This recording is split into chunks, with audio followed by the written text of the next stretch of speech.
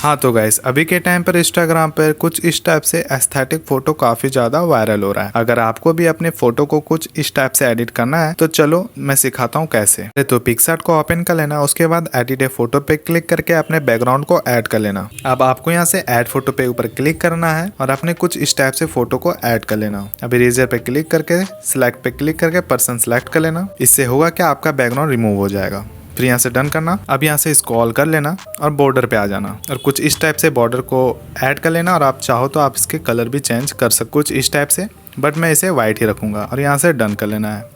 अगर आपको बैकग्राउंड चाहिए तो मैं अपने टेलीग्राम पर बहुत सारा बैकग्राउंड को अपलोड कर दूंगा, आपको जो वहाँ से अच्छा लगे उसे डाउनलोड करके एडिट कर लेना। तो कैसा लगा वीडियो गाइस, कमेंट बॉक्स में बताना ना भूलना। चैनल पर पहली बार आए तो क्या चैनल को सब्सक्राइब कर लेना। तो मिलते हैं किसी दूसरे टॉपिक पे, तब तक के लिए जय श्री राम।